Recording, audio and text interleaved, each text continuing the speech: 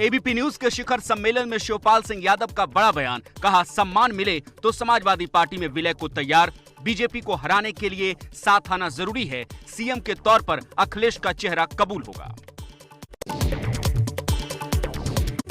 शिखर सम्मेलन में बोले अखिलेश यादव, चाचा को मिलेगा पूरा सम्मान, पर छोटे दलों के साथ गठबंधन होगा, विलय का अभी समय नहीं है क्योंकि चुनाव अभी दूर है। अखिलेश यादव ने बीजेपी पर साधा निशाना, बीजेपी सबसे ज्यादा झूठ बोलने वाली पार्टी, हिंदू मुस्लिमों को लड़ाती है, समाजवादी पार्टी पर मुस्लिमों को पूरा भरोसा है, बीजेपी बुरी तरह चुनाव हारने वाली है, समाजवादी पार्टी 400 सीटें जीतेगी। एआईएमआईएम अध्यक्ष असदुद्दीन ओवैसी का बीजेपी पर निशाना, कहा यूपी चुनाव में बीजेपी तालिबान के बहाने सांप्रदायिक ध्रुवीकरण की कोशिश में है। एबीपी न्यूज के शिखर सम्मेलन में ओम प्रकाश राजभर ने ओवैसी को बताया यूपी में उभरता सितारा। राजभर ने कहा ओवैसी लीडर हैं, बाकी सब लोडर, बीजेपी को यूज एंड थ्रो पार्टी कहा।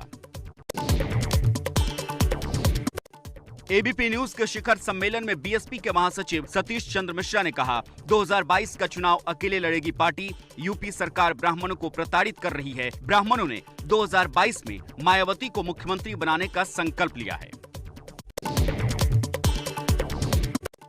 पूर्व आईपीएस अमिताभ ठाकुर को रेप पीड़िता के आत्मदाह से जुड़े केस में लखनऊ से गिरफ्तार किया गया। अमिताभ के खिलाफ आत्महत्या के लिए उकसाने और आपराधिक साजिश समेत कई धाराओं में एफआईआर दर्ज है।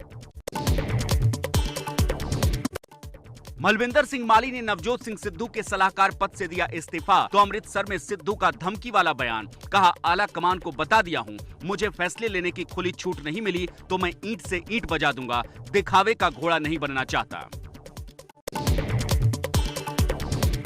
सिद्धू के बयान पर हरीश रावत बोले सिद्धू का अंदाजे बयां ऐसा है, अगर उस पर जवाब दिया तो रोज बोलना पड़ेगा, सिद्धू से शिकायत नहीं है। पर रावत ने फिर दोहराया अमरिंदर सिंह के नेतृत्व में ही लड़ा जाएगा 2022 का चुनाव। पंजाब में नेता विपक्ष आप के विधायक हरपाल चीमा की अगुवाई में आपका दल राज्यपाल से मिला और अमरिंदर सिंह को विश्वास मत साबित करने के लिए आदेश देने का ज्ञापन सौंपा। आम आदमी पार्टी के मुताबिक अमरिंदर के पास बहुमत नहीं है। पंजाब के मोगा में अकाली दल अध्यक्ष सुखबीर सिंह बादल की रैली का किसानों ने फिर किया विरोध। रैली से पहले ही प्रदर्शन करने पहुंच गए किसान, पुलिस के साथ धक्का मुक्की भी हुई, सड़कों पर खेतों में दौड़ते दिखे किसान। जम्मू के किश्तवाड़ से 2 आतंकी गिरफ्तार, आतंकी अशफाक कयूम और तौसीफ गिरी के पास से हथियार भी बरामद। दोनों आतंकी अनंतनाग में सक्रिय हिजबुल के आतंकियों के संपर्क में थे और सुरक्षा बलों की जानकारी लीक करते थे। हरियाणा के रोहतक में ट्रिपल मर्डर, विजयनगर कॉलोनी में घर में घुसकर पति पत्नी समेत 3 लोगों की गोली मारकर हत्या, 17 साल की बेटी भी गंभीर रूप से जख्मी, मृतक प्रॉपर्टी डीलर का काम करते थे। काबुल में कल हुए सीरियल आतंकी धमाकों में अब तक 170 लोगों की मौत की खबर, करीब 200 लोग घायल हैं, अमेरिका के 13 सैनिकों की भी मौत।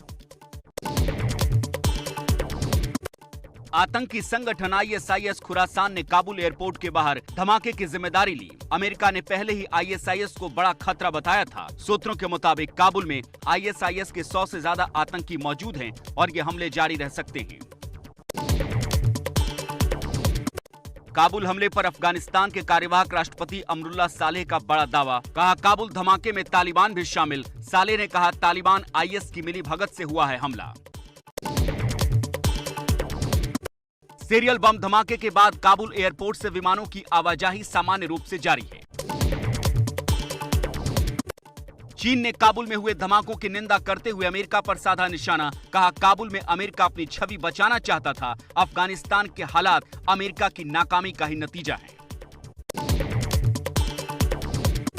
विदेश मंत्रालय के प्रवक्ता अरिंदम बागची ने कहा अफगानिस्तान से जो लोग निकलना चाह रहे थे, ज्यादातर भारतीय लोगों का रेस्क्यू हो चुका है, कुछ और भारतीय वहां फंसे हो सकते हैं, पर सही आंकड़ा नहीं है।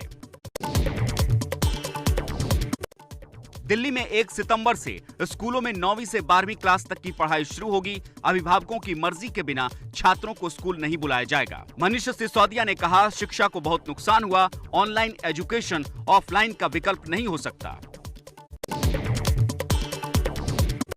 देश में 24 घंटे में कोरोना के 44,658 नए केस, 496 लोगों की कोरोना से मौत हुई। 24 घंटे में 79 लाख से ज्यादा लोगों को वैक्सीन की डोज भी लगी।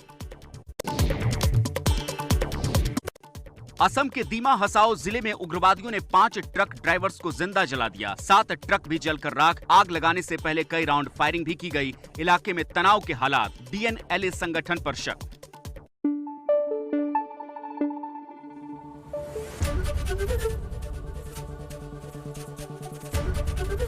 ABP न्यूज आपको रखे आगे।